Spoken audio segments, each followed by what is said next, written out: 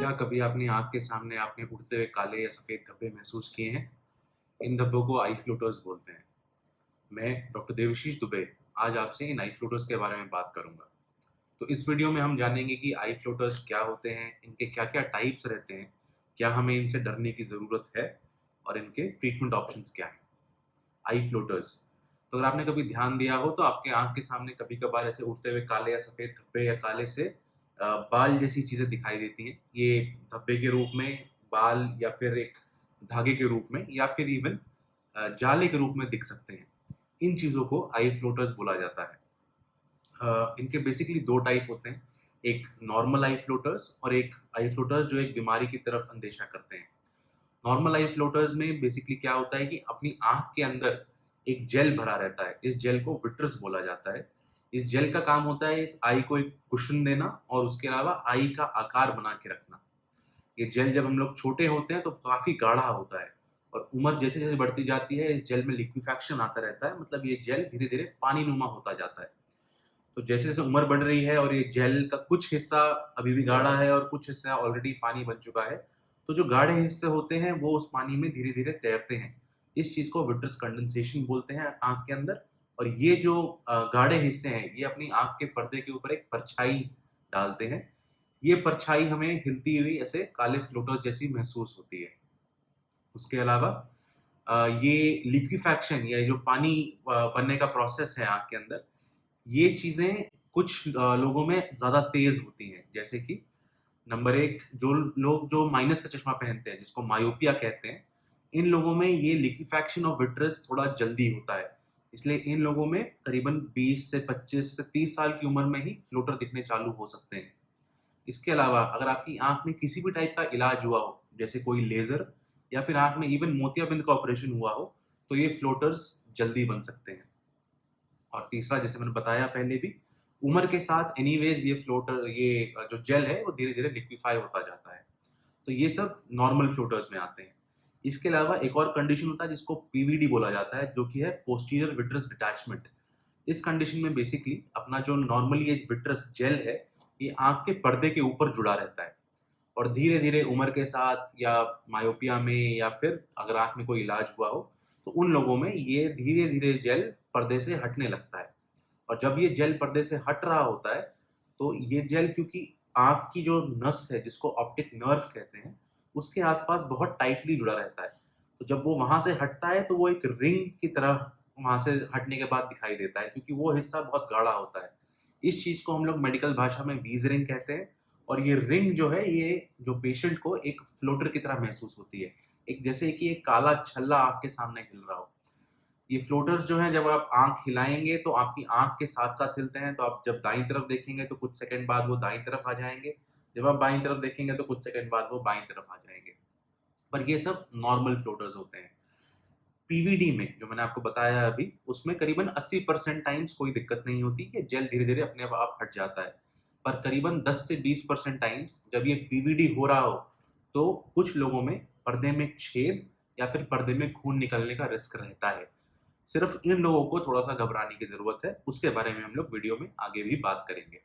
तो ये सब आ गए हमारे नॉर्मल फ्लोटर्स के टाइप। अब हम आते हैं उन बीमारियों में जिसमें कि फ्लोटर्स हो सकते हैं।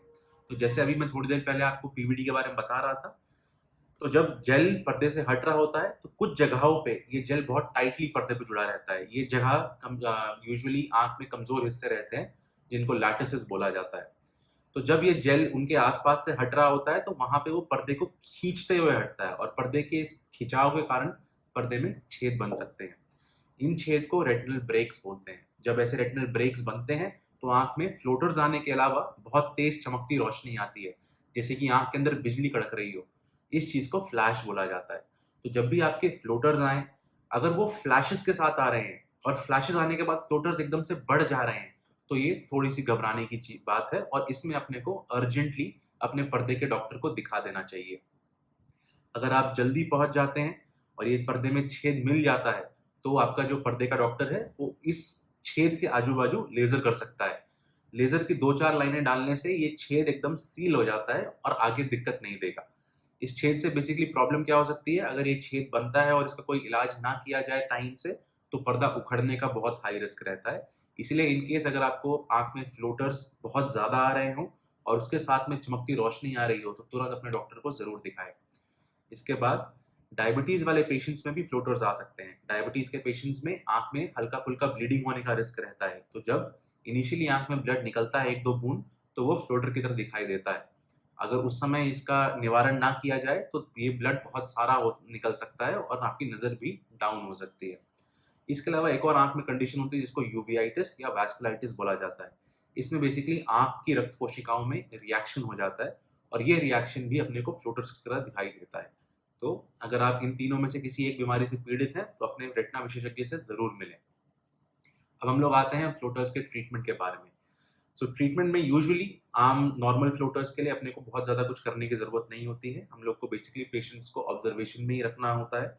कुछ समय के साथ धीरे-धीरे ये फ्लोटर्स जो हैं नीचे की तरफ बैठ जाते हैं गुरुत्वाकर्षण के चलते। तो जब वो नीचे की तरफ बैठ जाते हैं तो वो अपने आई के विज़न के एक्सेस में नहीं आते। तो लोगों को कुछ 2 से 4 महीने में ये फ्लोटर्स दिखने कम हो जाते हैं। सेकेंडली एक चीज़ होती है जिसको न्यूरो एडेप्टेशन कहते हैं। जब भी ये फ्लोटर्स आ रहे होते हैं और अपने को अपना ब्रेन जो अपना दिमाग है वो ये मान लेता है कि ये फ्लोटर्स से कोई नुकसान नहीं हो रहा है, तो धीरे-धीरे ये फ्लोटर्स अपने को महसूस होने कम हो जाते हैं। तो ये पेशेंट्स को भी करीबन 6 महीने से 1 साल के अंदर न्यूरो एडेप्टेशन भी हो सकता है। फ्लोटर्स का इलाज यूजुअली हम लोग तभी करते हैं जब वो फ्लोटर्स जो है वो उस व्यक्ति को बहुत ज़्यादा परेशानी दे रहा हो। उसकी आम ज़िंदगी में डेली रूटीन में वो दिक्कत दे रहा हो, तभी उसका इलाज करना चाहिए या उसके अलावा अगर उस पेशेंट को उस फ्लोटर के कारण दिखना कम हो जाए तो, ठीक है? इलाज में मेनली 2 चीज़ें रहती हैं। एक चीज़ जिसको विट्रेक्टमी बोला जाता है। विट्रेक्टमी एक सर्जरी है जो रेटिना विशेषज्ञ काफ़ी आम उसमें करते हैं। तो विट्रेक्टमी में बेसिकली आँख के अंदर जाके जो ये विट्रस जिस जेल के बारे में हम लोग स्टार्टिंग में बात कर रहे थे, उस जेल को पूरी तरह साफ कर देते हैं और उस जेल को हटा के आँख के अंदर पानी भर दिया जाता है या फिर आँख का जो खुद का पानी है वो उस जगह को ले लेता है, तो आपके फ्लोटर्स दिखने कम हो जाते हैं। पर विट्रेक्टमी सर्जरी हल्के-फुल्के फ्लोटर्स के लिए इंडिकेटेड नहीं रहती है, क्योंकि ऑब्वियसली हर सर्जरी में हल्का-फुल्का रिस्क रहता है नुकसान होने का, तो जब तक कि बहुत ही ज़रूरी ना हो, ये सर्जरी हम लोग अवॉइड करते हैं। सेकंड एक चीज़ है जो कि अभी रिसेंट में आई है जिसको लेज़र विट्रोलाइसिस बोलते हैं। इसमें बेसिकली लेज़र से इन फ्लोटर्स को लेज़र से तोड़ दिया जाता है। तो जितने भी बड़े फ्लोटर्स होते हैं, उन पे लेज़र करके उनको बहुत सारे छोटे हिस्सों में कर दिया जाता है। ये फ्लोटर्स जब एक बार थोड़े छोटे हो जाते हैं, तो ये अपने को महसूस होने कम हो जाते हैं। तो ये लेज़र विट्रोलाइसिस भी एक तरीका है जिससे इन फ्लोटर्स को हम लोग कम कर सकते हैं। बाकी मैं आशा करता हूँ कि ये वीडियो आप लोग के लिए ज्ञानवर्धक रहा हो और इन केस अगर आपको कोई डाउट हो या कोई चीज़ समझ में नहीं आई तो please free to comment and बाकी हम आपसे मिलते हैं हमारे नेक्स्ट वीडियो में। Thank you.